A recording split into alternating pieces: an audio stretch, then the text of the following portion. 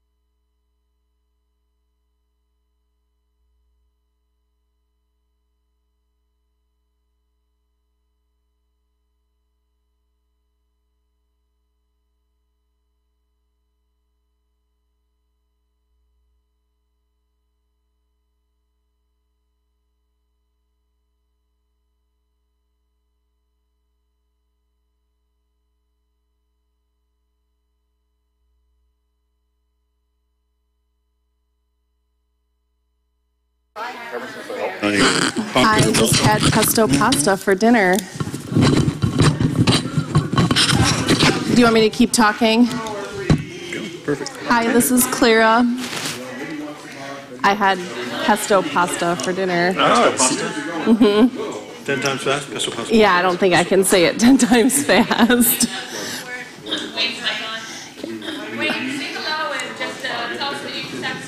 Hello, I had pesto pasta. And I'm enjoying this wonderful cup of coffee.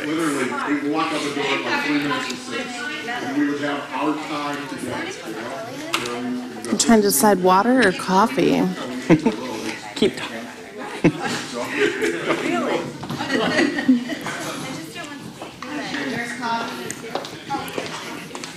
Wait, she's leaving. She's going the wrong way. I'm running away. No, I'm thinking that I should probably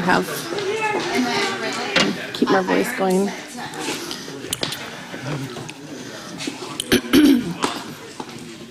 In case my voice gets...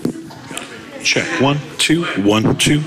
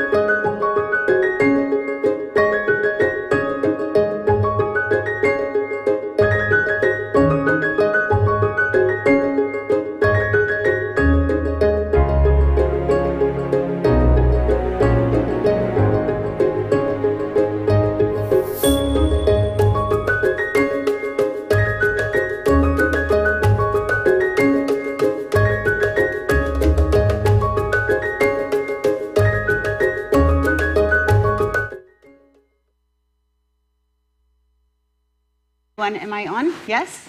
I didn't see my cue. Sorry, it might be the glasses and you're too far away, Luis. It's my fault. Good evening, everyone. Welcome to the Lung Cancer Living Room. I'm Danielle Hicks, for those of you who may not know. I think most of you in the room know who I am, but somebody online who may not know. My role here at the Foundation is to oversee patient programs and services. So anything that has to do with patient touch outreach education is my area of responsibility, of course, along with our amazing team, not just in programs and services, but events, development, marketing, so on and so forth. So thank you all for being here tonight. Thank you all online for signing in. Tonight we're talking a little bit about cost-related health literacy, understanding insurance options, and treatment-related financial planning. I don't know if anybody knew or has known historically that oncology financial navigators were a thing, or that there was an option or resources out there available to you. I do know that a lot of you that I have spoken with over the years, you've had conversations with either myself or Michelle about maybe some challenges with coverage, co-pays, drug access, so on and so forth. So we have Clara Lambert, who's an expert in this field. She is an oncology financial navigator at the Cowell Family Cancer Center in Michigan. So welcome, Clara. Thank you for being here tonight. And then we also have Wayne Young, who those of you in the room know, and those of you who have signed in before may know. He is a regular, he and his wife Rebecca, here at the living room. He is a caregiver and is here to talk about some of the challenges that they have had and use sort of his experience to help educate others on how to navigate this process. So welcome, Wayne. You guys might notice that Bonnie is not sitting here next to me tonight. She's feeling a little under the weather. She sends big hugs and kisses to everyone. She just wants to make sure, A, she doesn't get anybody else sick, and B, that she can maybe thwart off it being a bigger thing than it needs to be. So hopefully she's signing in from home with Tony. So if you are, Mom, hello. Go ahead and type into Michelle any questions that you may have, because I know it's something that's near and dear to your heart, too. So we're going to start tonight, as usual, with the around the room. Anybody online who might want to introduce themselves, please do so. Michelle's online chatting with you right now. And please feel free to ask questions throughout. As you guys know, we want this to be very interactive. So it's a really great night for those of you who may have excellent insurance coverage and this isn't a problem for you. It's a great night for you to become educated for those people that you might meet along the way who run into these problems so that you can help them kind of navigate the process. So Dave, just because I made eye contact with you, I'm going to ask you to start your... Okay. I am? I got a yellow light. You got it. It's good? There we go. Okay. I'm Dave, and I was stage 4 adenocarcinoma diagnosis almost 1 year ago. It was March last year. So I'm coming up on my 1-year anniversary, which I'm looking forward to. Longer than either of my parents had. So that's a plus. Anyway, my testing came back and I was EGFR positive, so I could take Tarceva, which I have been on now for 11 months. And that seems to be working fine. My tumors have shrunk. And I also had mets in the brain, which I had SRS for 5 days, where they did the stereotactic radiosurgery, where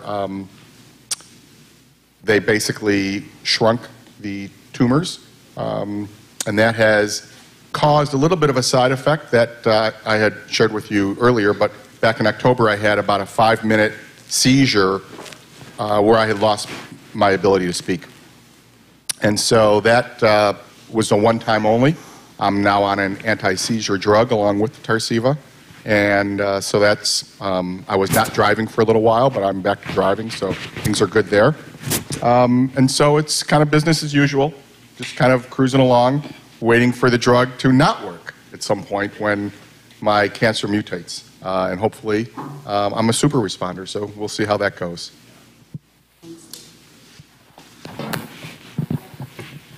Hello, how you doing? Good, how are you? Not too bad. So my name is Fred Palmer. I was diagnosed with non-small cell lung cancer in October of 2013. Currently on immunotherapy after a lot of circuitous routes through chemotherapy, radiation, and some targeted therapy. And it looks like things are working. And right now I'm just dealing with some of the side effects, which is a rheumatoid arthritic condition, and hopefully we can medicate that and get me back to where the immunotherapy is working again. This won't go on too long. But I am determined to make sure that we would continue one way or the other with that treatment. And this might be jumping the gun a little bit, but I've had a little bit of experience in dealing with various testing organizations, and I just want to let people know, and I think that this is very important, that there's always alternatives, in terms of what you see as the list price of a test or a treatment. In general, most companies who do testing, for example, will only charge the full boat if you're insured. If you're not, there's a substantial reduction. Sometimes they'll even waive the fee. So I encourage everybody not to put off genomic testing or anything else like that just for the reason that it looks like it costs a lot of money. You can always work something out. So that would be the one thing I wanted to share with the people who are watching this program tonight and people in this room. Thanks, Brother. Thanks. Hi, my name's Rick Bryson. I was diagnosed in February of 2015 with stage 4 adenocarcinoma. Went through a year of chemo and some surgery and radiation, but all that worked out well because yesterday was the 2-year anniversary that I've been cancer-free. Yes. So happy to keep moving on. I did end up retiring from work, and so I'm filling my days with volunteering mainly. So there is lots to do after, after treatment. Thanks, Rick, and we'll be hitting you up more now that we know we have all this business. My name is Tina, and I've been coming here quite a while, which is really great. I was diagnosed in 2010 with the EGFR, and I was 3B was the stage. And I did do chemo and radiation, and then was put on Tarceva more for a maintenance kind of thing, and I've been on it ever since. And so far, so good. Cancer-free. I like that Ned guy. So, yeah. Thank you. Thanks. Yeah, how long have you been cancer? No evidence of disease? 6 years. 6.5 years, something like that. Yes, I'm still taking it. Not like 5 years now? No. But So- my doctor we kind of reevaluate every time I go, and he says, well, what I'm hearing now is we just should stay the course. It's working. Stay Yeah, with there's it. some, and Tina, I know you and I have talked about it, and I know we've had conversations that you've had with your doctor about it, and it is sort of that, if it's not broke, don't fix it. But then there is that, has it done its job, and do you maybe not need it anymore? And so there's a lot to be learned in that. Yes. Yeah, they really don't know if Tarceva was the big answer for me because it could have been the chemo and radiation Right. knocked everything out. But Right. I'm happy to take Tarceva. But I don't really like paying for it. Okay, Dave has a question. I just wanted to ask you, is part of the conversation with your doctor a reduction in the milligrams that you take? No. So it's either take it or don't take it? When I first started taking it, I got the reduction in the milligrams to 100, and that's quite fine. Okay. So I'm good with that. But, Right. But there was a question about to stop taking it at one point, but he decided not to do that. Are your side effects pretty mild? Yes. So that would be part of the thinking, I guess. Yes. Yeah. So a question there, about side effects before I move on. So when you first started taking it, were the side effects greater than they are now all this time later? The first doctor I went to said, start taking Tarceva first. And he put me on the 150. 150, yeah. And that was, the serious rash business. And my skin was so dry, it felt like the Mojave Desert.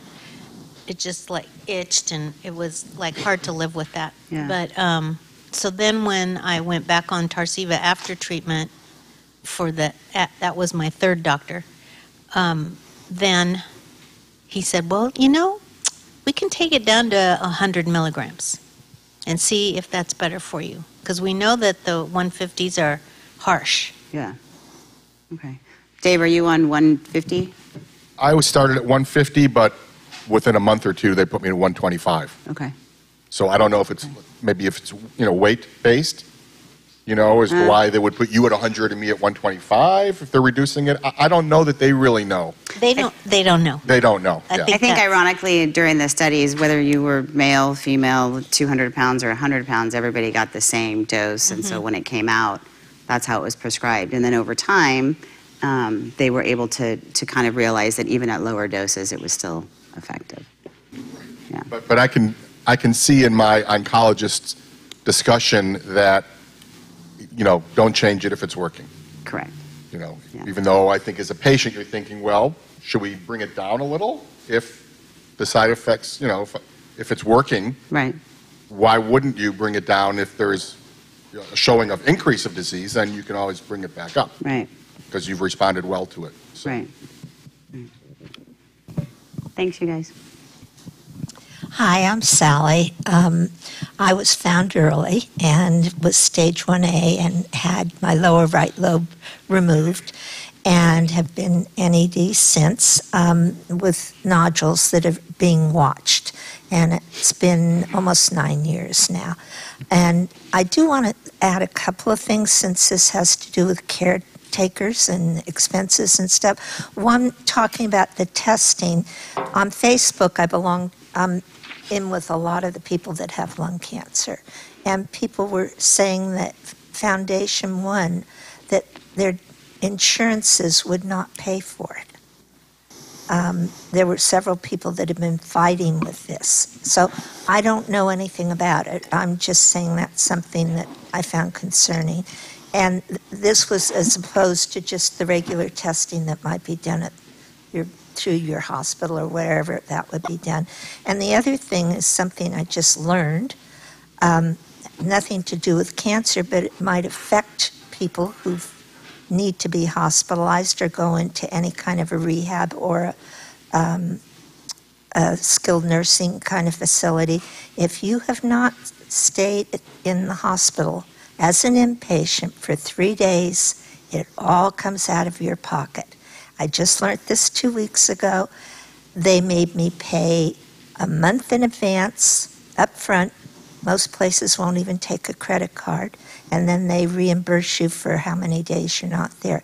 So I don't know if this is true for all insurances or just for Medicare, but it's something that I think everybody needs to be aware of. It's a Medicare rule. Okay. Yep. That's interesting. Because I'm wondering if, well, we can kind of discuss that when we come around to that. But I'm going to get a million emails if you don't want to share your story about what happened. Now that you brought it up. Well, I only brought it up for other reasons. Well, this little old lady was telling her dog that we were going to go in the car somewhere, and he got so excited that he started running up and down the stairs, and I tripped over him and went boom down on my back for about 4 stairs. And I'll give an Apple Watch commercial for you. If I did not have on my Apple Watch, I never could have gotten any help. I couldn't get up. All I could do was lay there and scream. So Apple, pay me for my... Right. But how did you obtain that Apple Watch? It's like the most How serendipitous... did I obtain it? I wonder about the that. most serendipitous story ever about how this all kind of came to be. It was really weird because I had planned to buy one once. I found out that the newest ones, you didn't need to have your phone in X number of feet. And I thought, well, this is good if I'm walking the dog and something ever happens that I will have this. So I go to our gala, and there at the silent auction is the phone I want. And I thought, well, I'm buying one anyway. I may as well bid on it and possibly be able to give a little bit of a donation above what it costs. And guess who won? So I thank the foundation. I thank Apple. But anyway, it did really make a difference. I might still be laying there screaming if I didn't have the Apple Watch. Yeah. I'd probably be dead. Thanks, Sally. Hi, I'm Ina, and it's good to be here. I don't get here as often as I'd like, so I'm very happy to be here. I also actually am coming up on an anniversary. Monday will be 3 years from my upper left lobectomy. I had a similar situation to Sally, that I had an early stage that was accidentally found and was able to have it surgically removed. So I've been coming for, I guess, a little bit more than a year and a half, it feels like, anyway, through Sally's persistence, who got me involved, and I really do love the people. And what I wanted to say most was that in the last 2 months, I've had one person, I've already had one person come up to me in a social situation and say, I didn't know you had lung cancer, I saw you at the living room. So they were signed online. And it's such an important thing for us to realize that we come, sometimes drag ourselves out, but we really are, just by being here and by you hosting this, it really does help people out there. This month, I've had a second person come up to me just last Saturday and tell me the same thing. And these are both they're lung cancer patients. And I was able to refer a friend of mine whose mother was really floundering with treatment and didn't know what to do and how to get anything done. And she couldn't come with me tonight, but, there's been so much outreach and help. So I just want to say what a great organization, and really we know it here, but we're actually helping a lot of people that maybe are not here. So thank you. Thank you so much for sharing that, Ina. I know that we talk a lot, and we tell you guys all the time, thank you so much for being willing to share your stories with the cameras and the lights and the live stream and everything. But that right there and that testimonial shows you how many people we're impacting, and that's just, she's just one person, right? So thank you again. Hi, good evening, everyone. My name is Renlong Zhou. I was diagnosed lung cancer with squamous cell back in November 2014, stage 3. So I was treated in Stanford Cancer Center with a traditional chemo, followed by the surgery, which is my left lung pneumonectomy. And ever since, I've been just doing the CT every half year. My last check was April last year, so my next check will be coming up in 2 months.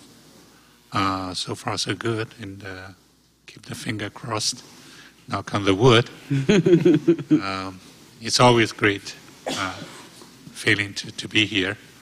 And that's all. And this is my wife, Yan, the caregiver. So actually I forgot today is the third Tuesday. So I called for my friend who's back in Boston, diagnosed with lung cancer last October, and then they don't have insurance. So when Kim told me about the financing, I just called this morning and then figured out when I need to come here for my friend, please listen to all the financial related. Thank you, gave me the chance to get more information even for my friend. That's wonderful. That's wonderful. Thank you. Thank you. Anyone in back before I go to online? You just need to grab a mic. There you go. Fred, go ahead. I'd like to follow up on what Sally said about the Foundation One. My experience with Foundation One was when they found out that my insurance wouldn't cover the cost, they just wrote it off. I offered to pay them, and they said we can't take it because it's not in our system. Now, I don't know what the current state is, but I know there is at least one representative from Foundation Medicine in this area, and you can talk to that person and work out something, find out what the policy is. I also had a blood biopsy, and the same thing. Kaiser wouldn't cover it. I'm just letting them handle it. It might cost me $99. That's what they said, would be, instead of the thousands that they would charge an insurance company. So I think that my advice would be just go ahead and get the test done and let the provider and the insurance company worry about it. You could always work something out. Yeah, and there are, and we'll dig into that a little bit. And there are some diagnostic companies out there that their tests have yet to be FDA approved, and so they're still sort of in that validation place. And they are more than willing. And it's not just Foundation Medicine or Garden Health, who I know you were referring to with the blood-based diagnostics. Others out there as well. So Foundation is now got its Medicare code, and it's all on the up and up. So most insurances will cover the Foundation One test now, not all. But we can definitely have that conversation on how to sort of navigate that process. However, if you're under an HMO and you're going for a Senior Advantage program, that probably isn't going to be the case. They're going to have to work through your HMO. Yeah. So that's another thing that they have to consider. But again, my philosophy is let the insurance company and the provider work it out between themselves. Don't try to get in the middle of it unless you absolutely have to. Yeah. So, maybe these people that you're talking about might be jumping the gun or worrying, about something that really is not going to be that massive. This was a young person. Okay. And eventually it did get taken care of through Foundation One, but she was just going through the whole story of what she had to do and how they weren't going to pay for it and she couldn't afford it. And well, then you let Foundation Medicine worry about how they're going to collect. well, they finally. You see, that's what you do. You do. But I'm only mentioning this. I only mentioned it so people would be aware it's not automatically paid for by insurance. Oh no, it isn't. But it's always possible to work out some kind of accommodation. I found out. This is my case twice. Yeah. So, yeah. Thanks, you guys. Okay. Hi, my name is Stephen Coe. And I was diagnosed with stage 4 lung cancer last May, and I was on Tarceva, with EGFR positive also, yeah. So I was on Tarceva since last July, and last week was my third scan, and then I found out that Tarceva is no longer working. So I'm actually this week in the middle of doing this blood biopsies, hopefully figure out whether I have the T790M. And whether I'm eligible for the result, yeah. So I'm just waiting for all those results to come by, and I want to thank the foundation because I may have a couple of emails and people here are very, very helpful. In fact, tonight I've scheduled to meet with Kim, who's actually flying in for this meeting, and hopefully we can talk a little bit about the options when Tarceva started to not work. So that's my story. Thank you. Sure. A couple shout outs for Kim tonight, who's over there in the corner in case anybody doesn't know who Kim is. Kim's over there. No, I think that's, you don't have to, it's optional. Sure. Hi, everyone. This is now, I believe, my 4th time here. I'm Tien from Genentech. It's good to see all of you. And, for us, it's a priority to understand what unmet needs are out there for you and the challenges that you might have getting on the therapy that you need. So I'm particularly interested in this session and just hearing, how you've handled the insurance challenges and potentially, learning and seeing how we can help in the future. Yeah, hi everyone. My name is Aditi. I'm also from Genentech, and thank you for allowing us to be here today. Thanks, you guys. Michelle, anybody online want to say hello or? So Melissa signed in, and she just wants to share. She was diagnosed stage 4 adeno in February of 2017. 3 rounds of chemo, put on Tarceva and Xgeva. In April 2017, PET and CT shows NED is January. That's great. That's great. Great news, Melissa. Anyone else? No, just No? a lot of people, a lot of new people. Oh, good, good, good. Well, welcome, new people. Okay, so thank you all for sharing your stories. Like I said, as we're having this conversation, please chime in, raise your hand, kind of flail it if I don't see it right away, because we do want this conversation to be interactive. I think there are people in the room who have already learned a few things just with the around the rooms and some personal experiences that we've all had. So thank you all for sharing. And with that, I'm going to jump into introducing Miss Clara. And I'm going to start by asking you to sort of share your story and how you got into this space to begin with. So my story is I was actually a caregiver. My husband was diagnosed with lymphoma when he was 32. And we had 3 pretty young kids. I think the day he had his surgery was my son's first day of kindergarten also. So I went through the experience as a caregiver and had to reach out. There were no financial navigators at that time. And so I had to figure out how to pay for Rituxan, which is a Genentech product, and they're very, very generous. There's copay cards for that, and we were young, so we didn't have to deal with the Medicare regulations, so we were able to get help directly from the company with copay cards. But and just other things, like I remember it was right at the beginning of the school year, and so treatment went through Christmas, and just different foundations and organizations out there, and even my husband's a firefighter, and so just the community rallied around us, our church, all the fire departments in the area. And so I was pretty proud of myself for what I was able to do for our family. And I, in the middle of it all, I had lost my job.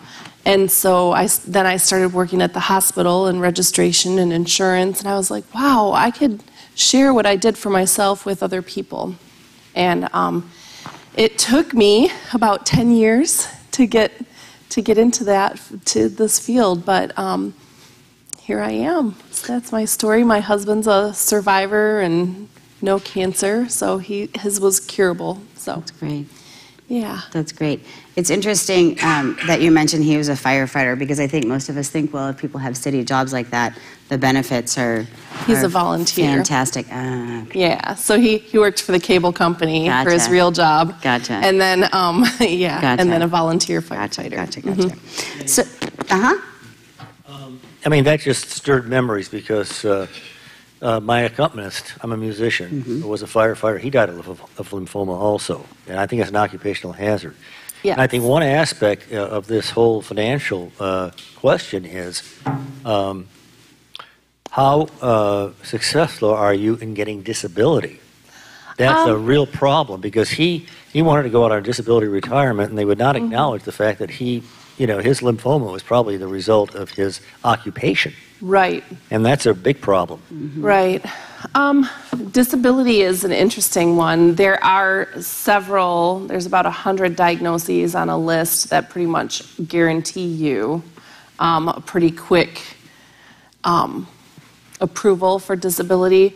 But outside of those diagnoses, everybody gets to go through the same process. I think one of the benefits of having somebody like me help you apply is I can help you gather all of the records and everything you need. I can, when we talk about the different questions, because there's a million questions, about daily living and all that for getting disability, and I can help you answer those questions truthfully, which I think is important, but also, with your medical situation in mind, and then help gather the medical records. Luckily, in my area, we have pretty much one hospital system, so all the medical records are in one place. I know in a larger area like this, you might have medical records at several different facilities, but a good navigator would have contacts at the other facilities and work together, and actually be a navigational team for you if you were going to more than one facility. Well, one of the problems, of course, is the fact that, government agencies, it's to their advantage to postpone it as long as possible, because, the person is going to die.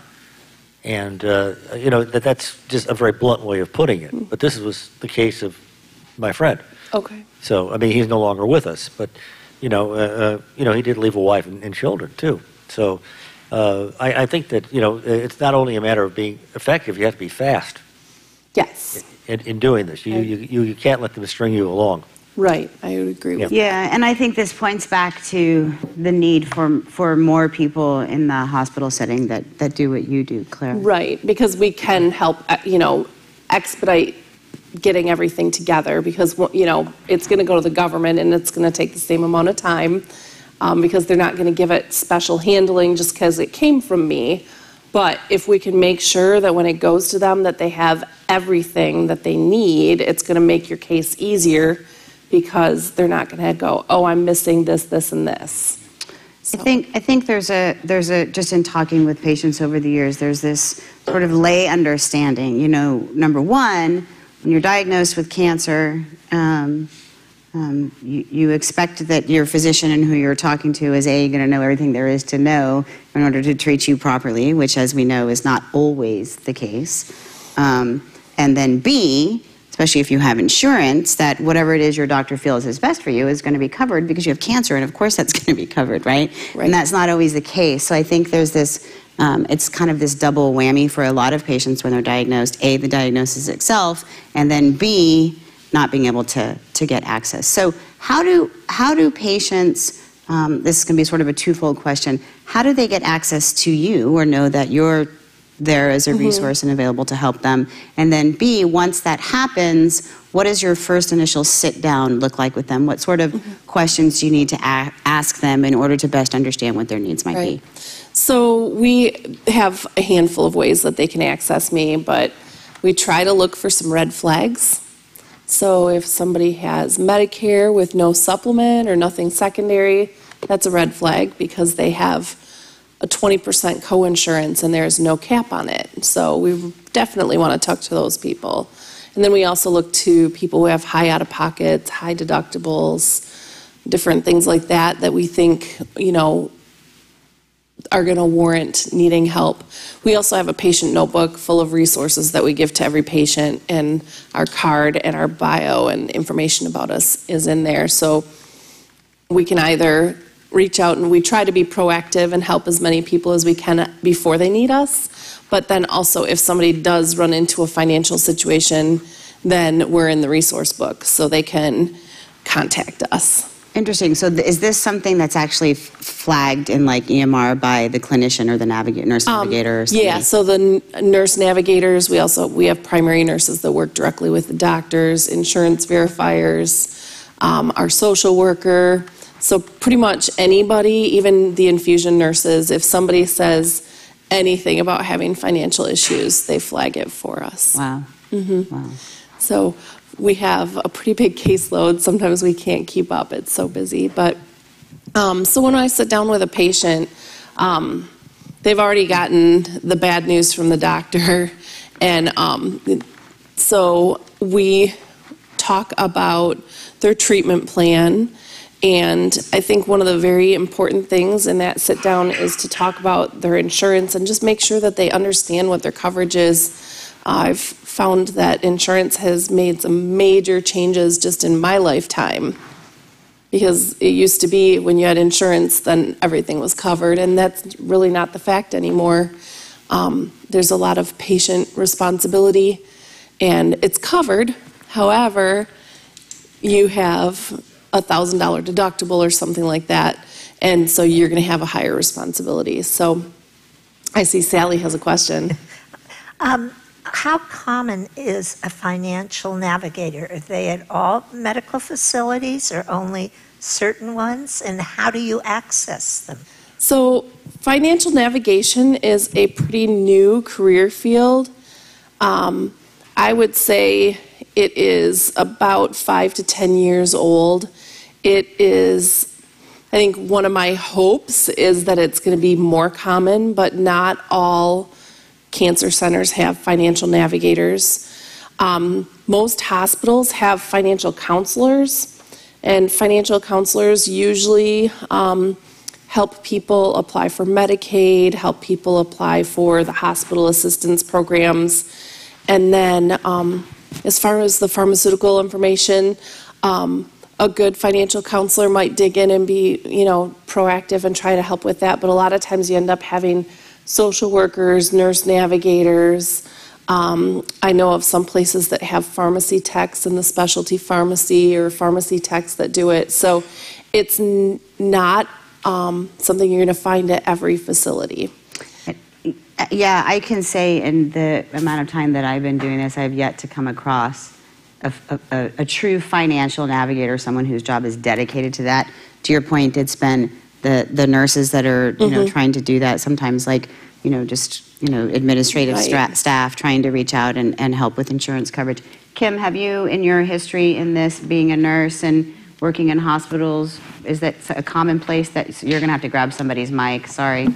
Or there, Sally's got one. Yeah. A lot of the hospitals have financial counselors, but they're not oncology specific. A lot of doctors' offices, they're a huge practice, they administer a lot of the chemotherapy. They tend to have more of your financial navigators or financial advocates. They're called different things at different places. Right. Okay. But unless the hospital is actually providing the chemo, most of them do not have the financial navigators. And this is where it becomes a challenge, even from a chemotherapy perspective, in the private practice. Who's doing it in there? These private practices are so busy, and all this stuff's running through. Who's ensuring that there's coverage for And you can access chemo at a physician's office, at a hospital outpatient. There are some chemo treatments that have to be given inpatient, and then, freestanding cancer centers. So there's lots of different places that you can access chemo, and then all the payers pay those different places differently. So I think it's important as a navigator and advocate to really be familiar with the payers and how they pay your type of a facility. Well, and that's a challenge in and of itself, because if you understand one insurance plan, then you understand one insurance plan. Correct. Right? Because they're all so different. And I can tell you, even, and shame on me, I mean, this is what I do, right? I have no idea that if, God forbid, I was diagnosed, what would or would not be covered under my own insurance plan, right? I don't know. Well, so back to that first sit down then. So I think it's important, I try to study the different insurances, and sometimes if there's a new one, I'm going to learn it right along with my patient. But I think it's important to be prepared for that first visit, understand their insurance coverage, help them understand their insurance coverage and what it's going to pay for and what their patient responsibility is. And then we start talking about the different types of assistance that we might be able to find. One of the first things, I think one of your questions, I'm going to get into it, is about insurance optimization. And that's taking financial navigation just a little bit further, really. Not all financial navigators are going to do this, but if your insurance isn't really the best, then we're going to be doing this again in a year. And so it would be really good so what I try to do is, if there's a way that we can solve a situation at the next open enrollment, then let's go back on, if you're a Medicare patient, let's go back in and put the drug list in and look and find the best plan for you and your situation. And I really think if you're on Medicare, you need to do that every year. Don't just go with the status quo of what you have. So what does that entail? Just to kind of pause there, going in every year. And I will admit also that I don't really understand Medicare. I know there's Part Ds and there's all kinds so I'm really talking about the Part D, or if you have an Advantage plan. Okay. And you can do this with a financial navigator. You can do this, a lot of the area agencies on aging have somebody trained, but you go to the Medicare.gov website and you put in your Medicare ID information, it'll pull up your specific situation, and then you can then you can also put in your drug list. And it will help you look and find a plan where all your medications are on the formulary. It'll tell you if there's any limitations, like quantity limits, and then you can look at what the premiums are for either the Part D or if you're on an Advantage plan. And so Medicare works similarly to private insurances where there is open enrollment annually? Yes, there is an open enrollment annually. I have no idea. And that's the other thing. So if you have an employer insurance and let's say there's 3 choices, I think every year it's really good to look at those choices and look at the situation. And I have a checklist that I look at with the patients where you can put down the costs and, look at how much it costs in a premium every month, because you should be looking at that also when you're looking at the cost, because that's part of your overall cost. And then look at how much, your treatment, so you have to have a CT scan every 6 months.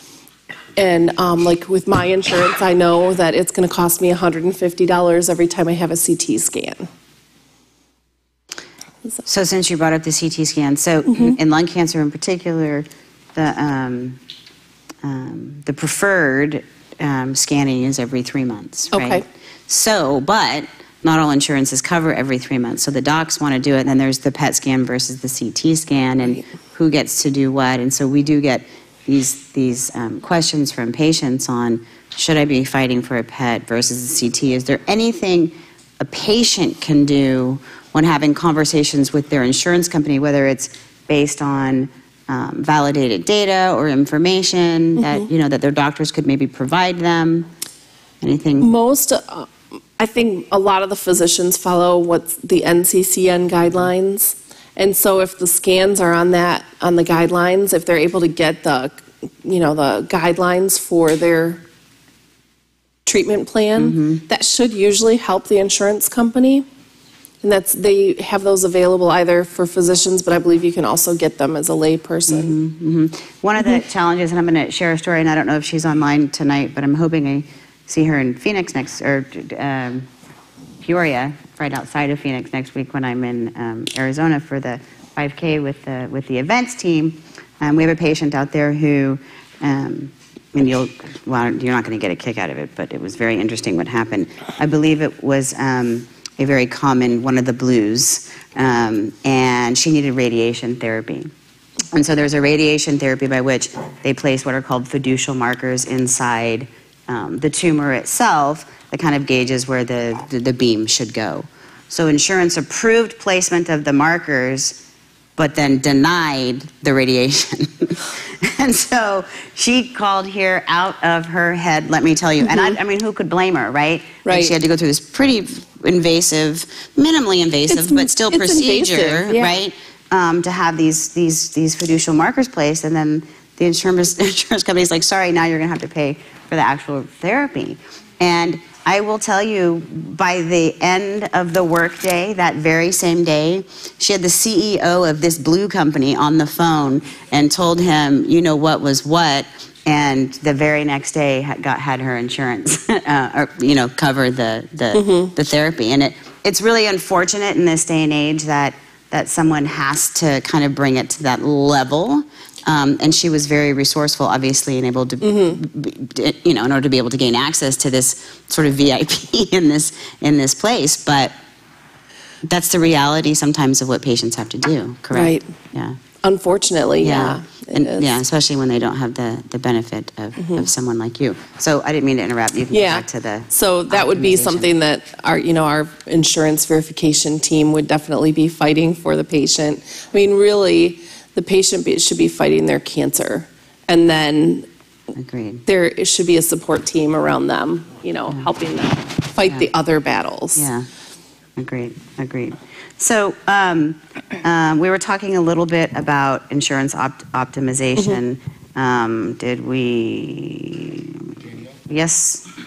So in this particular case of your the person in Arizona, the doctor prescribed this procedure, and it's not the doctor's responsibility at all to first find out if this is going to be covered. So, in other words, or to at least advise the patient that we're going to do the implant, that's covered, but the actual radiation is not. So I'm gonna respond to that, and then I'm gonna let Clara respond to that as well. I would like to think that the physician is going to prescribe whatever is best for the patient. That doesn't always necessarily happen. And this is where the conversation and the shared decision-making comes into play that we talk about so much. Sometimes what happens is the patient is prescribed what is covered, right, instead of what might be best. So it's sort of a damned if you do, damned if you don't type of thing from a physician sort of standpoint. Not being a physician, I'm guessing, but I've heard about it enough to know that that happens a lot. So I don't know necessarily if it's the responsibility of, I don't want to say it's a responsibility of the physician to ensure that the patient's only getting what's covered, because that might not actually be what's best for the patient. Does that make sense? Yeah, it makes sense, but I would think that it's a conversation. That conversation needs to be, so the doctor would say, here's what I recommend, this is the best treatment. We'll check and see what's covered. Correct. And then we can talk about it after that. Correct. But once again, as a patient, I'm thinking that this is, in a way, this is the responsibility of my medical team to understand the insurance enough. I'm gonna let you. Yeah, so Okay. I'll take it Clara? from there. So your physician wants to know all of that, but they know everything they can about helping you fight your disease and treating the disease. So I do know that the doctors that are coming through medical school now are definitely learning a little bit about financial navigation, insurance coverage. They feel your pain, because I hear them, but know that in their office they have a team that is fighting those battles.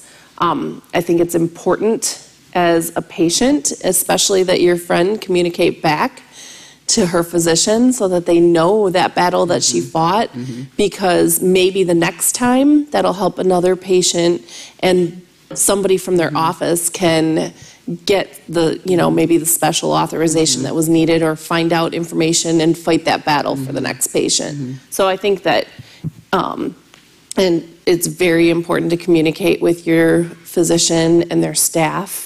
Some of the, if you come across a battle like that you have to fight, because they want to know that. They don't want you to have to fight those battles. They have a team, really, that's looking out for that. Like, we have excellent insurance verifiers, and if they were to have found something like that, they would have been finding that CEO themselves so that she didn't have to. Yeah, I think there's a definite challenge in that. There are, and this is, whether it's in cancer or not, or, some other disease, sometimes insurance is going to cover more, so there's more money in the door for one procedure and not another, and maybe that's the one that's being prescribed instead of the one that's best for you, and that's not necessarily a place you want to be either. No. So... No, the doctors want to be prescribing for you the treatment that's best for you and your situation. And then they have a team that is working behind them to help, deal with these battles. So are the sort of tricks to navigating it this way in optimizing insurance? Because again, you can't expect patients to understand what that means or what that looks like. I mean, the tricks to be sort of uncovered, if you will, come through talking to someone like you. Yeah. Or someone on the clinical team that is in charge of that? So as far as insurance optimization, that would be talking to, a financial navigator. And I think it's important that we're, I'm not going to tell you, oh my goodness, your insurance is awful. But I might say, hey, when open enrollment comes around, I think we need to talk and look at what your options are and see if maybe we can get you some better coverage. But in the meantime, we still have to deal with right now. And so we're always looking for resources, any resources that we can find. The non-small cell lung cancer funds have been pretty dried up lately. So we've been having to go through the pharmaceutical companies and get free medication. That's not always the prime choice either, but it's how we're taking care of our patients. Earlier this month, one of the foundations, the non-small cell lung cancer fund, opened up, and it was open for 90 minutes. Yeah. This is, and we've talked about that. Oh, go ahead, Rick. Yeah. I was going to ask, are you familiar with an organization called One Exchange, which is now called Via Benefits? No, I am not. Well, I worked for Lockheed, and I had we had really good insurance, but it was pretty expensive. And when I got onto Medicare, they provided a PPO for the supplemental, which I had to pay for, and it was expensive. And anyway, the long story short is that they came out and said, we've hired this company called One Exchange, which is now called Via Benefits, to handle all our retirees that are on Medicare to get the best supplemental plan that they can to cover their particular situation. And with Tina, with her Tarceva, they went through and found the who would pay the most, like it was up to 30% until you got out of the donut hole. Right. And then it actually turns out that after that, Lockheed actually reimbursed the rest of the year, which was pretty amazing.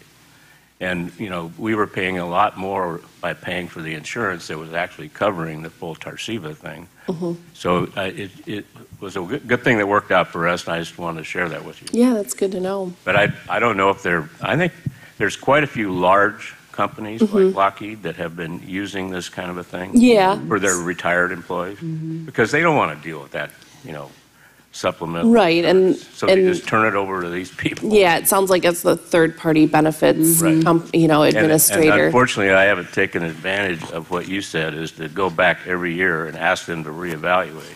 Yeah, I would recommend it, because I'll do it this year, but it seemed to me that it was such a good thing that what we ended up paying for her Tarceva was like $3,000 a year. And it's important just to make sure that it's still on the formulary for next year. Yeah. So I do want to jump into some of the resources that are out there, but before we jump into that space, is there anything, are insurance companies ever, and I don't know the answer to this. Sometimes I actually ask questions I know the answer to just to get it out there for you guys, but I actually don't know the answer to this. Are insurance companies ever willing to work with patients to either on payment plans or reduce costs for certain things based on their own personal situation or income or anything like that? The insurance company isn't necessarily going to be doing that, but I do know that more and more insurance companies actually have case managers that work for the insurance company. The idea is that they will help you, navigate your medical situation and get the care that you need. But, excuse me, as far as cost goes, payment plans and that kind of thing, you would need to go to your provider for that. Okay. And most providers are very generous. They have different charity plans, payment plans, sometimes depending on income levels, some stepped discounts. Some will help people who have insurance, and some won't, just because they have insurance. But if nothing else, if you can't get financial assistance on your payment after your insurance pays, you can definitely usually get a payment plan. Some of them are right within the hospital facility, and some of them are through something like Care Credit or Care Payment or something like that. That is a company that will navigate those payment plans. It's just interesting to me that payers are probably one of the last people standing that wouldn't have some sort of a plan in place to go ahead and cover for a patient. Cover it for the patient, and then you pay the payer. Well, they would, yes, exactly. Yeah, I have not seen anything like that. Interesting. Okay, so now let's go on to some of the, we started talking a little bit about some of these buckets. And you guys have heard us talk about this in here before, some of you, not all of you, these sort of lung buckets. There are groups out there, not just large companies like Lockheed, but nonprofit companies, whether it's PAF or Chronic Disease Fund or others, they are in the business of trying to raise these buckets, that's what I call them, I don't know what they call them, of money for different disease sets to go ahead and provide this type of assistance. But to your point, Claire, most of them, because the lung buckets don't tend to have, they have what seems like a lot of money when you hear about it. But how much the does need Tarceva is so cost, high. or Opdivo, and Can you talk all the a little bit about these groups? So these groups, they are foundations, and basically there's a rule out there that the pharmaceutical companies can't directly help patient with government-funded insurance. So that would be the Medicare, the Medicaids, the VA, TRICARE. So these foundations are set up and basically treat everybody the same. So you have to fall within an income guideline and different other steps. And they do it disease-specific. So there's probably between 5 and 8 different foundations. There's probably about 5 of the more common and then 3 that we reach out to for less common diseases and that kind of thing. But yeah, the lung cancer buckets have been pretty dried up. Yeah, I tell patients all the time, and because there are some great organizations out there, but that if you literally haven't applied January 1st, like at the ringing of the bell, to your point, what did you say, 90? It was 90 minutes. It was about 3 weeks ago, so it wasn't even in, it wasn't even in January. That's when they started. It was open. Yeah. I got an email that was open by the time I got a hold of my patient that we needed to apply. They'd already closed up. Yeah, yeah. It's definitely a challenge, and we work with a lot of these groups, and we've had these conversations to try and help alleviate this. But as we all know, especially when it comes to lung cancer, fundraising is not where it needs to be in order to ensure that those sort of buckets stay filled.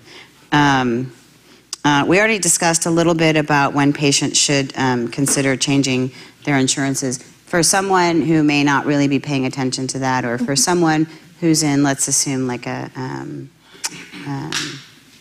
even like a Kaiser situation, especially at diagnosis, how do they, if they want to step out of the Kaiser system, how does one do that once they've already been diagnosed? Yeah, so what I'm understanding when you say the Kaiser system is they need to seek their medical care.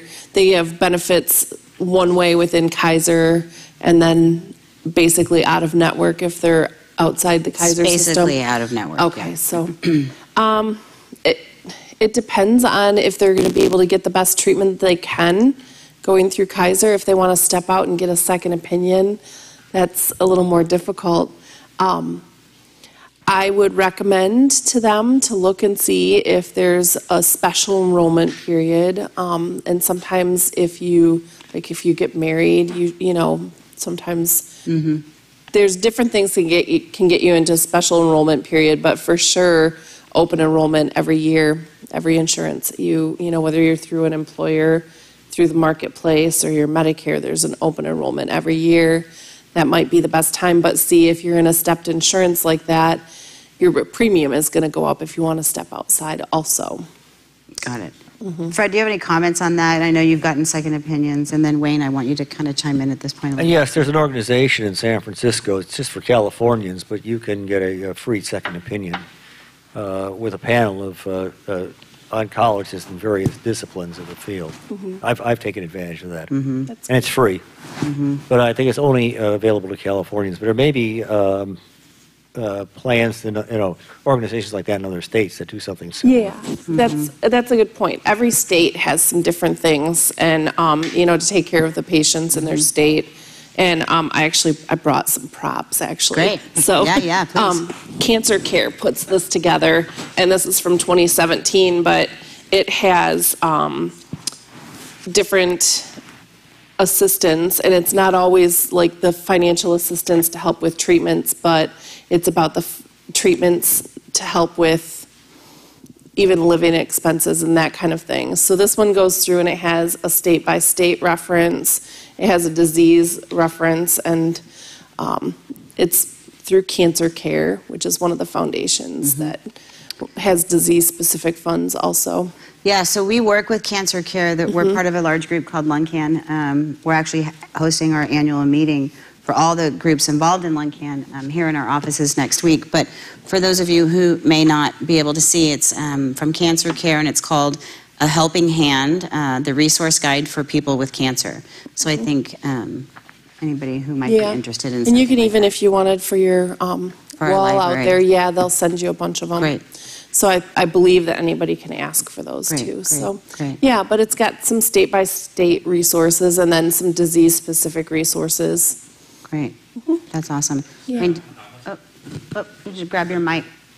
Sorry, Raymond. Is the book on Amazon for sale? You know, I don't know if it is on Amazon. I was able to get it directly through Cancer Care, so I didn't even look. I'm willing to bet if you contacted Cancer Care, Yeah, they'll send you one. they'll just send you one. And it's free. Yeah. Yeah. Yep. Yeah. So you don't have to pay for it on Amazon. Yeah, don't pay for it on Amazon. It's free through Amazon Cancer doesn't Care. need any more money. Yeah. Wayne, do you want to So, share a yeah. little bit of your story and your experience? Yeah. Well, my wife was diagnosed with 3D lung cancer late in November 21st. So we were put in a unique situation where we had the month of December to look for new insurance because the year was rolling over. And we were also in the process of looking for additional hospitals for second opinions. And we found several, each hospital has their own different policies. So for example, one hospital wouldn't accept a policy from Covered California or Obamacare. There was one hospital that wasn't going to accept insurance from an individual plan, but only through an employer. And so we were doing all of this insurance shopping with my sister, and this is all through individual insurance. And we're trying to have as much of a contingency plan as possible. Your question earlier about getting out of the system or having that special enrollment, you can get into a special enrollment when you get married, divorce, when you move. But we found that if you're lucky enough, you could always start a new business, a small business. And then as a small business, you could apply for a private a group plan that would... So you either have to get divorced, you get divorced, start a new find business. yourself get married, move out of state, or you could start a small business and get a small business insurance plan. One thing about shopping for, there are different tiers, and what we found out was that at some point your out-of-pocket maximum pretty much evens out. So you might be paying lower monthly premium, but all of the other costs start to add up, and they all pretty much come out about the same every year. The one interesting thing that we found was that for many plans, the prescription medicines do not count toward your out-of-pocket maximum. So that's something to consider, because some of the drugs start to get really expensive, and if they don't contribute to your out-of-pocket maximum, it's going to get more expensive for you on a year-to-year basis. So this was all after Rebecca was diagnosed. So you're going through this sort of, mental shock and anguish right along with her and the family, trying to, wrap your head around the diagnosis, and now you're trying to have to navigate how to pay for the care. How much time did you have to spend learning all of this? Well, fortunately, my sister was able to help me. She does the benefits for our small company, but there was a lot of almost a full-time job for up until she actually got treatment. I think Dave had a question about whether or not the doctor should tell you what's covered and what's not covered. That's really, case to case. Some doctors were really great in saying, hey, this procedure is covered, it may not, then you will have to fall back to another one. We had another doctor who just didn't even know. So, for example, the radiologist, oncologist had prescribed an IMRT treatment for her, and we found out the day that she was going in for her first day of treatment that the insurance denied the coverage. So that was really frustrating, right? Because we were mentally geared up to do something, and they just didn't tell you or didn't give you any kind of heads up. So you didn't know it till you got to the appointment? Well, they called Or they us. called you before the appointment? Yeah, before the same appointment. day. On the Yeah. same day. Yeah. And we spent about 2 weeks trying to get this approval to get this treatment plan approved, which they did. And I heard the story that you mentioned about your friend. And I think a lot of insurance, just their default is to always just to deny the first claim, and then you have to go through the appeal process, which can take some time. And unfortunately, we were in the middle of the holidays, so not a lot of people were there, and so it just dragged on. And our nursing staff was really wonderful, and they literally were on the phone for hours, just on hold to get to somebody. And that's their full-time job, and that's and they treat 20 or 30 different patients a day.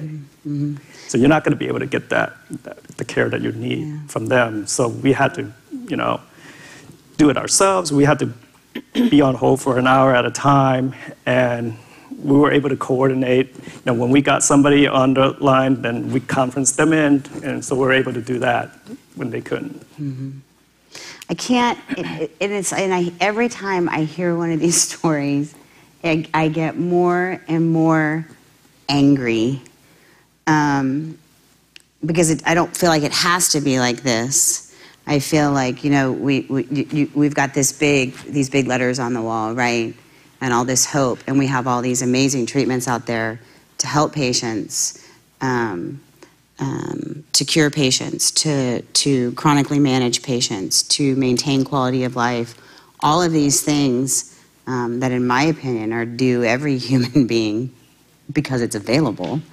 And the fact that people have to beg, borrow, steal, and fight their way towards these treatments makes me absolutely insane.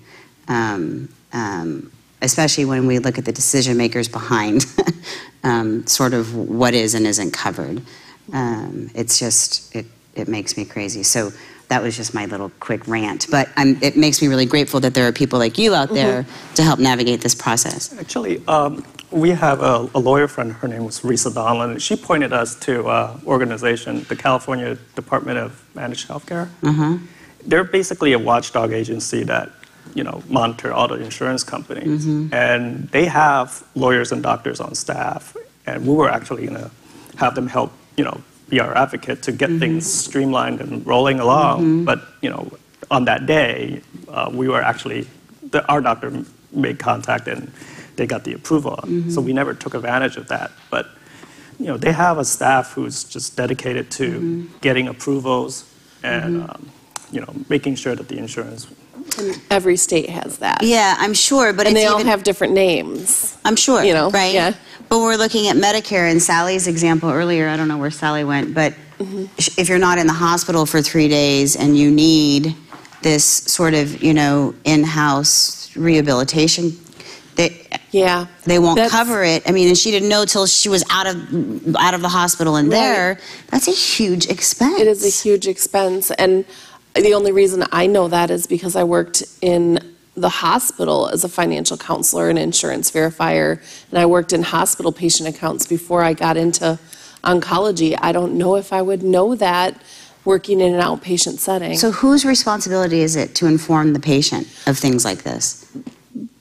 Anyone's? Or they're just supposed to know? Well, I think Medicare should. They do send out a big book, Medicare and Me, or whatever that they sent out, Medicare and You. Yeah, that book that comes out, it's probably in there, but in her situation, she wasn't an inpatient, and that's the other thing is I do know that the case managers for inpatients in the hospital, when they're looking for skilled nursing for somebody to, as they're part of their discharge plan, they do know that and they're keeping that in mind. But if somebody just needs to go to skilled nursing without having been an inpatient. But she was an inpatient. But not for 3 days. Right. And then the other could thing they is have kept her for 3 days before they sent her over? Yeah, no. Because if she didn't need to be an inpatient, then they can't Unless she keep her. fell again on the way to the bathroom, I guess, while at the hospital. Yeah. Unfortunately, they can't keep her longer just so that it'll get paid for. So yeah, Well, it's complicated. And there's a Medicare rule behind genetic testing as well, and how long, after you're diagnosed before they'll approve the coverage for it. And and especially in lung cancer, where most patients are diagnosed late stage, and by the time they're diagnosed, most patients are pretty sick. And now you're making them wait, and then there's a 3-week waiting period for that result to come back. So now the patient's a month out before they're even receiving treatment. Is ridiculous. Sorry, another rant. Well, no, that's good. I think that another thing that I've found in being a financial navigator is I've had the opportunity to do some lobbying and to get to know healthcare policy. So you need to be a healthcare advocate, not just, I think that as part of being a navigator, I need to be an advocate. So I've done some lobbying at the federal level and at the state level, because the federal level governs Medicare and Medicaid and the government-funded insurances. Then the state level is governing the commercial insurances. So, yeah. I couldn't agree with you more, and I was going to wait till the end of the meeting to mention it. But next month's meeting is all about policy and lobbying, and our friends from the Lung Cancer Alliance are going to come out and talk about that. And it was sort of like a perfect sort of part 2 to what we're talking about here today, because until we change things up here at a federal and state level, this is going to continue to be the case for all patients. And I think it's important, as a survivor, if you're feeling well enough to definitely share your stories about these kind of things, go and share your stories with your representatives and your senators. Definitely. We need that. And they like hearing it because it really helps them when they're making their choices. And especially here in California, we've got some great representatives who are behind. Yeah, I know I've gotten, personal thank you notes from them, That's thanking me for sharing stories and talking to them. That's great. Sally? I have a question going back to my own problem a few weeks ago, but it would relate to everything going on here. There was nobody like you there. I was on heavy doses of morphine and being asked to make all of these decisions all by myself, and being told that it was all coming out of my pocket, and didn't I have this or that I could transfer money, and I'm laying in a bed in pain. Would someone like you then come in and work with me? Well, your situation wasn't specifically an oncology situation. Right. So most of the financial navigators are in like a chronic disease, so mostly oncology. And then since my infusion center at my cancer center, we also help people who come in for infused treatments for chronic diseases. So we do branch out and help with, basically we'll help anybody that comes into our building that needs help. So in the hospital setting, I don't know that there is anybody like me that's not, I go over to our hospital to help our oncology patients. I'm curious though, and maybe this is the group Wayne that you mentioned, maybe it would be a question for Sally to ask them even after the fact. Is there anything you can do post all of this based on the story about you being on a morphine drip and in pain, and you're kind of forced into making these decisions in an 11th hour type of situation? Do you have a leg to stand on? No pun intended. But after the fall. Yeah. Yeah, Dave? So Clara, you work for a hospital? I do. I work for a healthcare system. Okay, so if I can localize this for a minute. Sure. The names that I usually hear for most of us are UCSF, Stanford, Kaiser, and Palo Alto Medical Foundation. I don't know if anyone is outside of one of those 4, but does anyone know if any of those organizations or companies have a position like what Clara does? Well, El Camino would be PAMF. No, it's not. It's separate. Who is They do have some PAMF doctors there, but not all doctors there. It's a private, independent. And it's not part of Sutter? No. Okay. And I'm almost positive that they do have someone. And I know that Kaiser does a lot of research about insurance and that kind of thing. I would be surprised if they didn't have a financial navigator.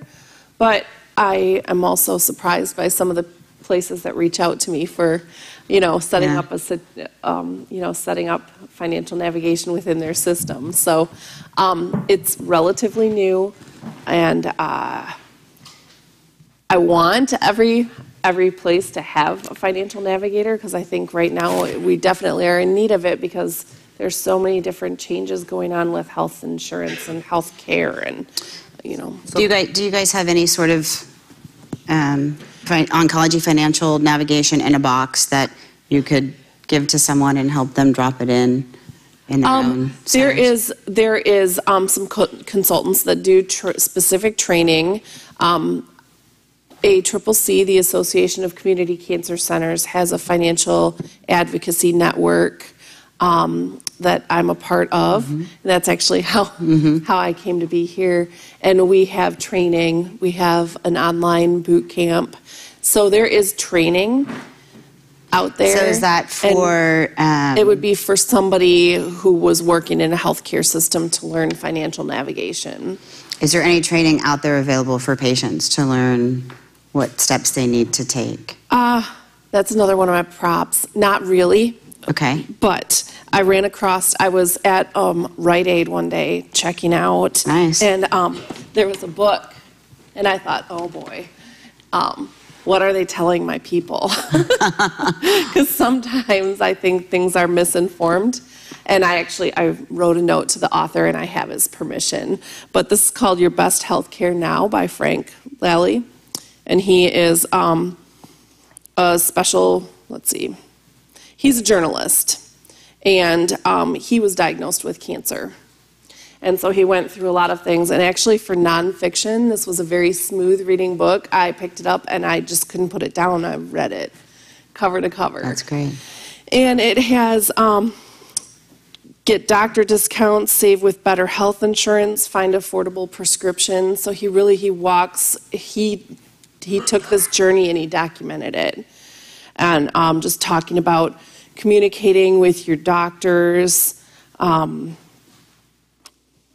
saving money on your drugs, what to do when your doctor suggests a costly procedure. So if there isn't I think really if, have somebody who works in the system help you, but if you don't have somebody in your system, this book was really, as you can see, I've definitely read it. It was a good book, I think, That's for great. the layperson, so.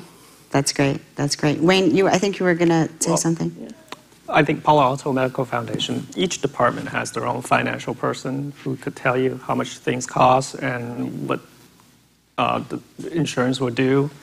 For example, although like Stanford also has a financial department that could offer assistance if you can't pay. I know that they have well, I don't want to quote them, but they said they would take 50% off of their bill if you don't have insurance. But if you have insurance that they don't accept, then they're not going to give you any break on that. Yeah. So, but you're really going to be at the mercy of your existing plan, and that's tough because you only get change out of that once a year. And so, but the nursing staff are great at telling you what your options are, and they'll go to bat for you. And don't be afraid to ask. And right? you cannot be afraid to ask. And Yeah, exactly. And I know that I think finances or asking for financial help is always difficult. It's a matter of pride because, you've worked hard and you think you've got savings and you think you can take care of it, but it's better to ask up front. Keep your savings as long as you can, get the help that you can get. Don't be afraid to talk to your doctor and say, I'm finding that my insurance isn't going to cover this. If your doctor didn't know that, they probably have some people that can get started working on that situation. And don't settle for lesser care too. Right, don't. Because, I think the doctors have more knowledge than you in some, in a lot of these cases, and we're kind of, as patients, we don't have as much information, and that kind of puts us in a state of anxiety. And so, we'll be thinking, well, should we settle for something that the insurance will pay for? And you don't want to do that. We had a director come down and talk to us, and he said, this is your best plan, and the insurance people will pay for it. It's just a matter of you having to go through those hoops. And they are also in a position to know the state of your health and how much time you have before things go critical. And so as scary as that seems, you should not compromise your care. Right. Sometimes, though, there are certain steps, like you have to have one treatment before you can go to the next treatment. That is how it is, and so you have to follow the steps. Yeah. And typically that will follow guidelines, like you said. Yeah. Right. Yeah. Yep, it would typically where a follow- drug came in approval and all of that kind of stuff. Right. If yeah. that drug is approved as a second-line drug, you have to have a first-line drug before you can move on to the second line. Yeah. So before I move on to some of the resources that diagnostic and pharmaceutical companies provide, I just want to do a check-in with you and Michelle and see if there's any questions online. There's one question. Mm-hmm. So a support person's asking for a family with stage 4. A question arose about the spouse providing health insurance, changing her job while her husband is in care for his cancer. IOW, an insurance change, bad idea. Well, all right, so it can be a bad idea, but as long as there's no lapse in coverage, there should not be a pre-existing issue with employer-based insurance. However, if there is a lapse in insurance, then there can be issues. So like if COBRA didn't come into effect or well, if there was too long in between right, jobs. So if they're changing jobs and they have to work at their new job for 90 days before they get their next insurance, they need to have COBRA for every one of those 90 days in order to make sure that there's no lapse. That's an important point to make. I mean, the Affordable Care Act has pretty much gotten rid of the pre-existing condition as far as when you new enroll, but sometimes some of the employer plans can have some grandfathered issues. Yeah. So I say play safe and make sure that there's no lapse in coverage. Does that also apply to Medicare? No. Medicare doesn't have that problem, right? Mm-mm. Can you talk a little bit about pharmaceutical companies and some of the programs they have in place for patients? So the pharmaceutical companies, for most of the brand name drugs, which are going to be your more expensive drugs, Tarceva and Opdivo and all that, they have, most of them have direct copay assistance, and they can give that to anybody who has a commercial insurance, including the Affordable Care Act insurance, which would come through what some people call Obamacare. So that will help directly with the copays. A lot of them have no income guidelines. Some of them do have income guidelines, but I've found them to be extremely generous. And you can just sign up, get those cards, and that'll reduce your copay down to $0, $10, $25, depending on the particular program. It's if you have a navigator or somebody, if you're getting it through a specialty pharmacy, a lot of the specialty pharmacies have a financial department that will get people signed up for copay cards. You can sign up for them online. And also, if there's a financial navigator, it's my job, to get people signed up for the copays. And if it's a copay card for an infused product, then at my facility, we set everything up, and we, as soon as the insurance pays, we bill the copay assistance so that you don't have to do the work. Can you explain a little bit to the group what a specialty pharmacy is? I think for a lot of us that haven't been... Okay. Go ahead. Well, Tarceva, you have to get that through. You can't just get that at, the Walgreens on the corner. You have to order it through, what we call a specialty pharmacy. So some of those drugs are... Does that make sense? Okay. So it's not like your doctor orders penicillin or right. Some so sort of it's not the antibiotic that you go pick up at the corner drugstore. It's basically a mail order pharmacy for specific drugs. Okay. Thanks. Does that make sense to everybody? Okay. We still good online, Michelle? Yeah. Okay. And then pharmaceutical companies also have backup for those situations when the lung cancer funds have dried up. And so they also are, again, very generous, and we can apply to get free drug for patients through them. And most pharmaceutical companies, I mean, we have the information if you need it. People like Clara will have the information for who to contact if you need it. But they also have specific people on the other end of these forms you fill out and on the other end of the phone who can help walk you through. Right. Most of the pharmaceutical companies that I work with, I have like a field reimbursement manager, and I meet with them regularly. You know, the reps, when they come in to see the doctors and the nurses, they come and see my coworker and I as well.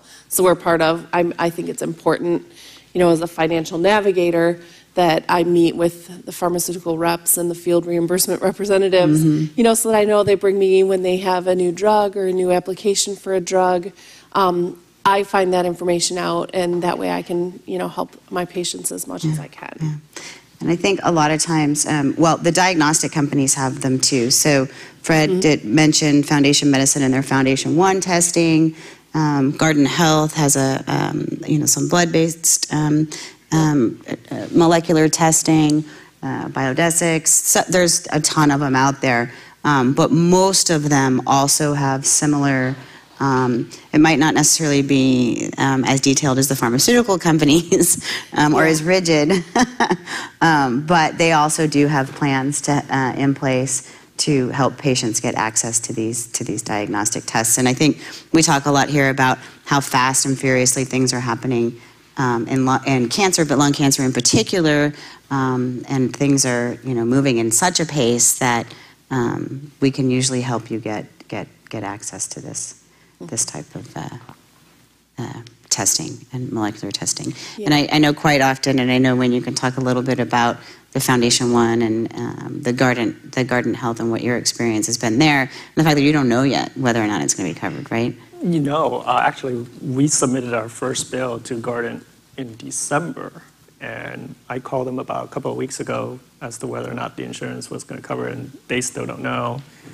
So it's been almost, what, 2 months? Yeah. And then we submitted a second test 2 weeks ago, and you've graciously offered to help us with that. But their ticket is about $6,800 for the foundation. Not foundation, for Garden. For Garden. And these are things that when looking at precision medicine, these rebiopsies, whether it's tissue-based or blood-based, that, you know, technically speaking, based on what is happening in the academic centers with these key opinion leaders, is at progression, they like to revisit these tests to see what's changed in the cancer. So a $7,000 bill, you know, each time you need to do that is not doable for a lot of patients. And I've actually talked with patients on the phone who have said they're looking to, you know, for some sort of financial help or assistance, and they're actually refusing treatment, and they're saying, I'm not going to put the rest of my family in financial debt just so that I can be treated for my cancer. And it saddens me such a great deal, because there are so many good drugs out there that even if they can't cure you, they can prolong late-stage disease for years and years and years, you know. It's with good quality of life. That's a challenge. Does anybody else have any questions? No? Okay. Oh, go ahead, Dave. Wayne, are you and Rebecca with PAMP? Yes. Okay. Are there any, stepping sort of outside of cost of actual care, are there any resources, or do you know of anybody, or do you help patients with who might need financial assistance outside of medical treatments? Yeah, definitely. Because when you're going through cancer, most of the time, you end up not working. If you're, you know, of working age, you end up taking at least one day off every 3 weeks, or, you know, you end up taking time off to go to the doctor, time off for treatment. Your spouse or your caretaker is taking that time off too, and so cancer affects your budget, you know, and no matter what income level you're at. So there are also foundations out there that help with different living expenses. And also healthcare systems. A lot of times if your healthcare system's a nonprofit, there's usually fundraising going on, especially, lung cancer, breast cancer, there's usually funds. So yes, we definitely help. Where does a patient go to find these resources? The resources are probably in that book also. There's a lot of things on the internet. If a patient is looking for something, I would type in financial assistance for lung cancer and then just go and see. You're going to find out, if you do that, you're going to find a lot of things, and because there are a lot of funds, and they might be regionally specific, they might be disease specific, they might be gender specific, but I think it's interesting, and we talk about this internally a lot, where we live here in the country, and I don't know what it's like in the part of Michigan that you live in, but we talk about sort of there's this bubble, right? And there's this perception about what the rest of the country, let alone the world, looks like. And we travel all over the country, in particular to some of these lower socioeconomic areas where poverty is abundant. And we did this program over the holidays. Some of you may know. It was called Hope Home for the Holidays. And what we thought we were going to do, and we did it with Boehringer Ingelheim, was go to 20 different sites, patients around the country, and just bring them some hope and some joy for the holidays, right? We were going to sing Christmas carols and decorate trees and just kind of try to help them out in that way. And what we were finding as we were talking to these patients, and they were nominated by physicians that we work with in these communities, that what they needed was help paying for food, right? They were like, thanks for the offer of the tree and putting lights on my house, but if you could help me with Christmas dinner, that would be great, right? And so it really was, I think, an eye-opener for a lot of us, for a lot of folks at BI, to understand, it's not just needing help with access to these drugs that are thousands upon thousands, and ultimately, the longer you on them, that's great, right? But we're talking hundreds of thousands of dollars for people who have been on these therapies for 8-10 years. It's a lot. And people can budget down their grocery bill and get what they get by, but you still want to have your special celebration and have something special. Right. So that's right. Yeah. Absolutely. Does anyone have any comments? Anything? No? Mara says great questions. Huh? Mara said great questions. Oh, great. Good. Hi, Mara. Okay. So I'm going to kind of finalize with this, and then any final comments before I move into sort of up next and all that fun housekeeping stuff. But what do you see in the future of this space? So I see financial navigation is becoming more recognized as a career field. And then as we do, we're really reaching out, doing a lot more training, trying to find technology to support us, create technology to support us.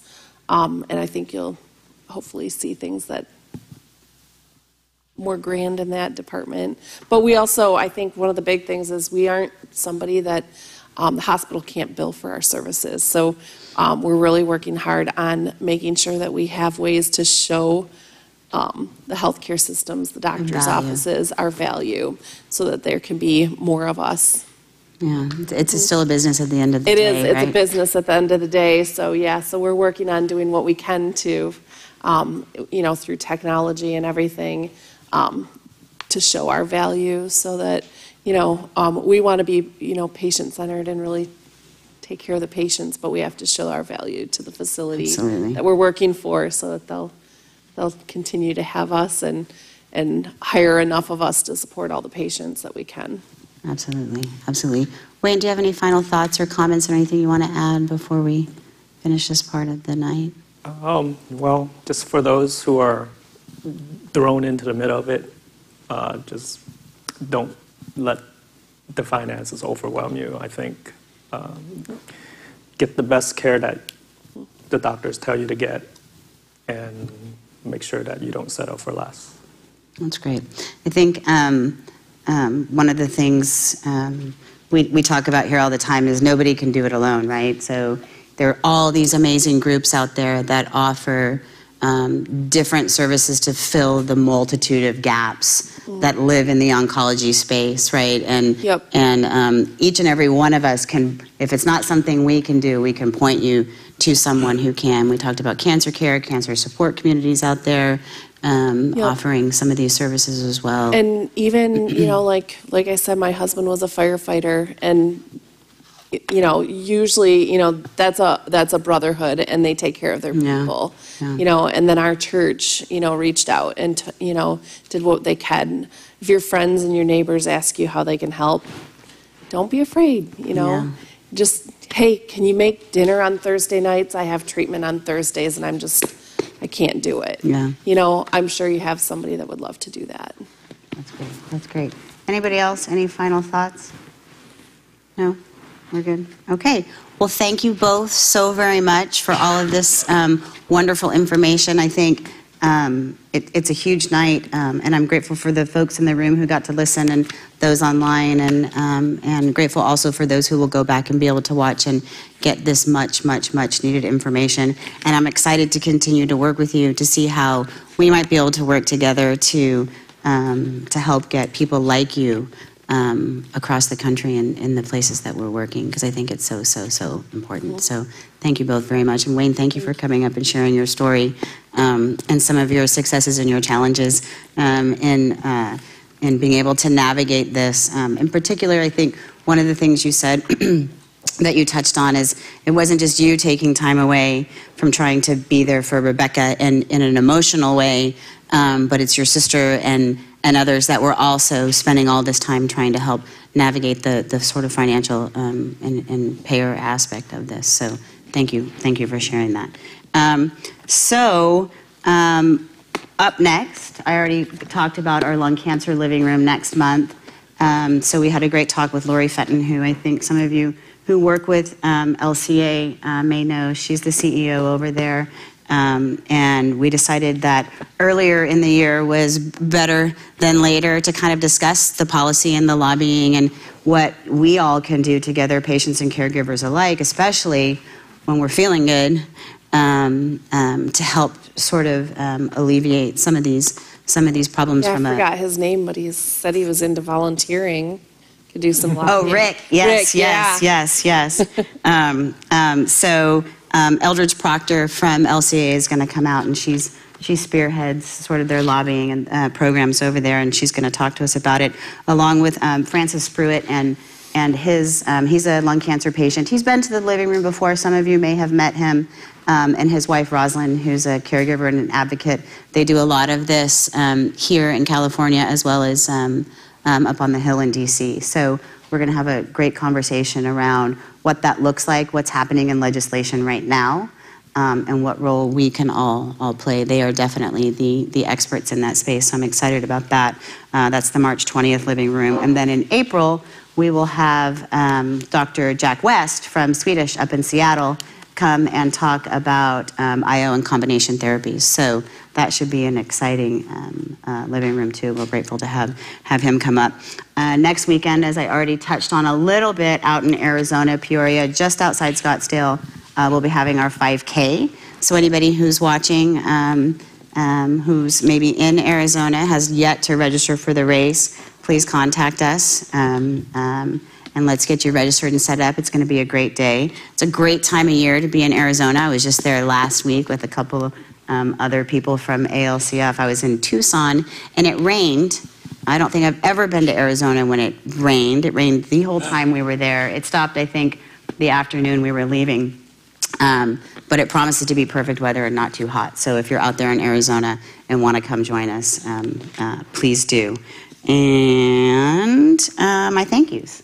So thank you, obviously, to Penn TV, who I say every month comes out here and they set up all this equipment and they do an amazing job. The guys here in the room and those there in the back. If you're here local, you can always go back and watch this again in case you missed anything on Channel 26.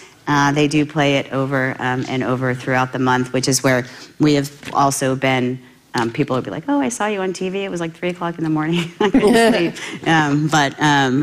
So please go back and watch it if you can. Spread the word to those patients who you may talk to in either in your doctor's offices or in other support groups around the area. Let them know. Thank you to the Office Bar and Grill for the pesto again and the garlic bread and the salad. Thank you to staff, Kim Shapoister, who's not here, but I think she was here when everybody came in. She works hard with Michelle and some of the rest of the team to ensure that there's food here every month and that it's hot and out on the table. So huge thank you to her. Thank you to staff who's here. In fact, I didn't tell her I was going to do it, but I don't think I've introduced the new Katie to the group yet. Katie joined us a few months ago now. Katie Skilsky, she's back there doing the thing on the leaning against the pole, probably hating me right now. But Katie joined the events team, and she's heading up our endurance program. So, and if you know, and independent fundraisers. I thought Jen was going to grab a mic, but she just said that, and she's walking out the door. So, endurance and independent fundraisers. So, if you're interested in starting your own fundraiser and/or you know of someone who's interested in running marathons and doing things like Tough Mudders, Katie's the person to talk to. We do have bibs available for several endurance events around the country. So everybody say hi to Katie. Big, huge thank you to those who support this meeting. BMS, Lilly, Celgene, Merck, Novartis, Genentech, Astellas, Tesaro, and the Yahoo Employee Foundation. Without the support from them, we could not bring this to you here in the room, let alone live to whoever might be tuning in, and then worldwide as it does, post-live. And I think most of you know this, although the ones of you that participate in this don't ever really have to go back and watch unless it was something particularly important to you. But we also subtitle this meeting in Spanish and Chinese. So our reach is, we've reached about 144 countries and had made over 900,000 impressions in those countries. So there's a huge need for this type of information at this level. So thank you all for participating. Oh, one thing I didn't mention, I think we've talked about it before, but our remote living room. So all of the love that you all share here in this room on a monthly basis. We took on the road last year for the first time. We were supposed to do 4, we wound up doing 6. This year we've committed to 6, so we'll probably wind up doing 8. But we are officially signed up in Memphis, Ohio, Chicago, Colorado, Florida, Philadelphia, and Dallas. So if anybody's watching, if anybody in the room has anybody in those areas that would be interested in participating in our 5Ks and our living rooms in those cities, please, please, please let us know. So with that, a final thank you to the most important people, and that is the patients and caregivers and all of you who come here and share your stories, which, as you all know, are so, so, so important, especially for the new people diagnosed.